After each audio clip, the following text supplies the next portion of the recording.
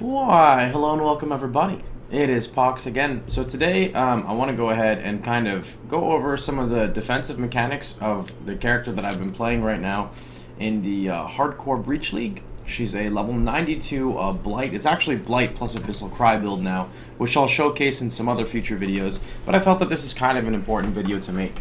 So let's start off with some of the basics. When you're playing a CI character, flask nodes for you become so important. So what I would highly recommend for you to do is definitely work your way towards Alchemist if you're playing CI based characters that have good uptime on flasks, and especially if you understand and prioritize how your flasks work.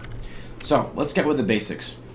Blight is a skill that cannot leech. Blight is a skill that cannot gain from life gain on hit. That's the skill you guys see me using here now. And typically when you go CI, your ES recharge recovery is quite slow. So, you know, you'll work your way into getting Essence Surge and some stuff. But I have a future plan out with one of my crafts.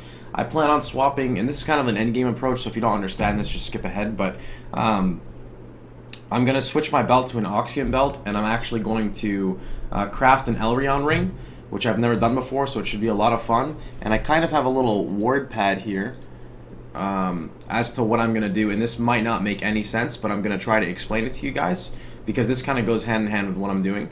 So the prefix that I'm going to have is going to be minus mana, and minus mana is just an Elrion craft. So like if I go to Elrion, for example, well, not even a craft, but if I were to go to Elrion and purchase an item and look at his ring, it's minus 5 mana cost. Now this can roll up to minus 8, which means my Blight goes down to 8 mana instead of 16, which is pretty crazy.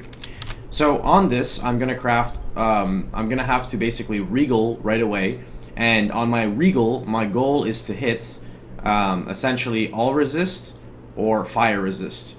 If I can do that, then I'll add a multi-mod from Elrion, right? And I'll craft either of the opposing resists here, depending on what I get. I'll craft percentage energy shield, which you can see here, right? And then I'll craft the Leo mod, which is quicker start of your energy shield recovery, I believe. Maybe I'm incorrect on that. It's kind of like what Essence Surge does. Now, the reason why I want to do this is because I have a passive called Wicked Ward. What Wicked Ward does is your energy shield recharge is not interrupted by damage if your recharge began recently. So I want to show you guys a little bit of an example of kind of how that works. And when you pair it with an item such as Zergal's Crank, which is what I'm using right now, which is kind of where a lot of my sustain comes from. Alright, so I'm currently 33% block chance. With my roomies, I'm 55%. When I block, I have a 20% chance for my energy shield recharge to start. What that means is my 4,561 energy shield recharge per second is active for 4 seconds. So that's essentially 18,000 energy shield over 4 seconds that I regenerate. And the reason why I even regenerate it in combat is because of Wicked Ward. Now, this is not a very effective means for sustaining your energy shield through bossing, and that's why I run 2 Vault Disciplines for my bosses, and I can typically burn them, you know, within that timer. So I want to show you guys how reliable the Wicked Ward proc is. And again, when you're mapping or you're doing breaches, it's cool to kind of have on, but it's not my 100% only source of sustain, right? So let's take a look at this. So, you can't tell right now, but my Wicked Ward is actually active. Oh, and I just popped and killed mobs with my Flame Dash by accident. Let's try to... Okay, let's get these mobs right here. Alright. So you can see they're hurting me, right? Let's pop my Flask. And there's Wicked Ward proc. Well, that's the Zergal's proc with the Wicked Ward. And you can see I'm not immune to damage or anything while it's up, but it's really good recharge rate. You know, 4,500 energy shield is not something to laugh about per second. For example, I'll pop my roomies again, and there it is. There's my Zergal's proc.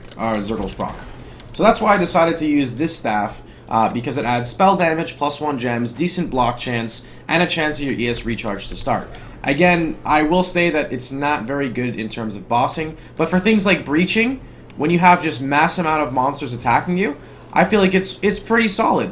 You know, it's a pretty decent way of regenerating. Also, if you see this 21 stack, which is Vile Bastion, for every stack of Vile Bastion, I regenerate 0.5% of my energy shield per second. You can see here that 200 per second now goes to 640 per second, and as I get more maximum energy shield, my recharge will scale with it, and Vile Bastion will scale with that as well. So that's kind of how I've kept my character alive for so long, and will continue to, continue the character as it is. Some other really important things are the flasks. So my Assault Flask is Remove Bleed and mitigates 20% physical damage, which actually goes up a little more from Alchemist, and also keeping on a Roomies at almost all times. This again keeps me at a 55% block chance, along with, not that this physical mitigation means anything, but a permanent, essentially, a permanent amount of, actually how much is it? 26, there you go. A permanent amount of 26% physical damage mitigation, which is not, that's basically a fortify, that's really, really good. And I feel that those are some really important things to do. Also, I decided to run a Topaz Flask, which keeps me up to 83% lightning resist. Now, you can choose to run whatever flask you'd like on this Topaz Flask.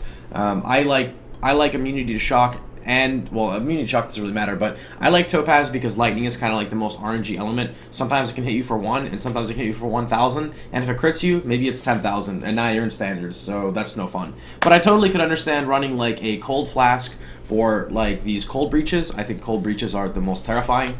You could also run, I guess, literally anything you wanted in this spot. It's just kind of like what I'm running. And if you guys can't read it because of the overlay, it just says immunity to shock during flask effective duration. And all of my gear you can always see if you type !profile on the profile page.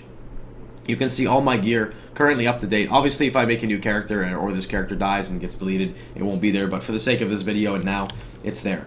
Also, Stibnite, which is my Witchfire Brew, blinds targets, which pretty much makes them unable to hit me when paired with my slow with temp chains and everything else. So here's an Exile, for example, right? Let's pop our Stibnite right here and sit still. Okay, maybe this is not a good example.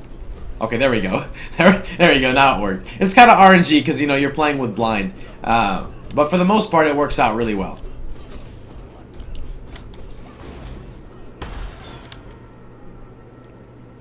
I also want to show you guys my my new secret Flame Dash build, which I'm going to give you guys a little showcase right now, but we're not going to talk about it, alright? So all we're going to go ahead and do is Abyssal Cry and Flame Dash. Shh, it's a secret though, okay? Anyway, I hope you guys enjoyed that. I don't really think there's too much left to go over in terms of the defenses of this character. I have a couple maps set up. I've been farming kind of like crazy here. I did drop like another 100 Chaos. I bought a level 3 in power. I flipped all my gems, so my gems are going to be leveling to 20 again. I volled a bunch of empowers. Unfortunately, nothing actually went up. I was thinking of 6-linking my Abyssal Cry, but it honestly does not need it because it can one-shot most things in a 5-link. And I've got a bunch of red maps. So 2, 4, 6, 8, 10. 2, 4, 6, 8, 10, 20, 1, 2, 3, 23 red maps. So that should be some decent content as well. I know people are asking to see some higher end stuff, so I'll get that to you guys as well. I still have a couple Breachlord kills to upload, and I'm not starting a new character yet, but I have 2 characters in mind now.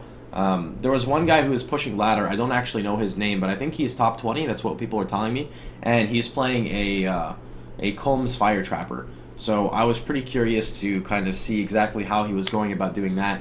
And I think that fire, on the theme of fire, non-crit trappers are pretty good this league with like the new Zoph's Amulet, getting 10% max life and 10% fire pen. But that's something for a future character, and it's not really to be focused on right now. As of right now, I want to continue making currency on this character because fucking I just rolled temp chains quality on my 370 ES helmet, so I'm debating on divining it up to 400. I really want to keep pushing this character because he's so fun. Like, this character is absolutely phenomenal. And I was even thinking of going like one-handed shield, which, because Breach of the Councils or Breath of the Councils are only like 50 chaos right now, so that's absolutely nothing. But anyway, this video is just to showcase the defenses of the character. I hope you guys enjoyed it. I hope the guys helped you out, and of course, if you guys have any questions, you feel free to let me know. One last thing I will state though is I think people really don't understand the potential of slowing monsters, especially with Blight and Temp Chains as a synergy. I want to kind of show you guys an example of how much targets are slowed. So I'm just going to go ahead and remove my Empower. I'll keep my Ink AoE. I'll drop my Void Manipulation. I'll drop my Rapid Decay. I'll drop my Controlled Destruction. And I'm going to use Increased Duration just to kind of show you how insane the slow combination is. Alright? So you see these snakes? Snakes move pretty fast, right? Let's check this out. Or spiders. Nothing moves, like, at all. Like, it just does not move. Unless you roll on the mod, like, monsters cannot be slow below base movement speed. Nothing actually, like, moves. Everything is just kind of stuck.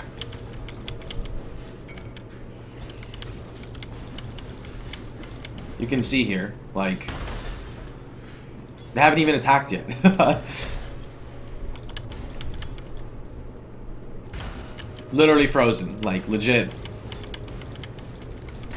This guy has some whatchamacallit. He's a rare, so. Super solid defense, defense component. And I think a lot of people, like I was saying, don't really understand that. But the thing is like, when you're mapping, right, just, you know, basic maps, nothing really too crazy, you're gonna kill most monsters in, you know, 1.5 to 2 seconds. And in that 1.5 to 2 seconds, if they're slowed, they can't really hit you unless they're ranged. And I feel that's something that's really important to take into account, especially when you're playing a character that's CI based, that is based on, you know, energy shield recharge rate and etc. So I was very happy to see that. And even for bosses, it still works out really well, because I don't know how the Blight movement speed reduction is applied on bosses. I don't know if it gets hit with, like, a penalty, kind of like curses are. I don't think it does, because when I was doing Breach Lords, it still seemed like they were moving extremely slow. Then again, there was also so much going on at the time as well. Where's Mr. Vol at? I think Mr. Vol ran away. But yeah, I decided to run 2 Vol Disciplines instead of a Vol Haste. Vol Haste is cool, but I can't really sustain the mana.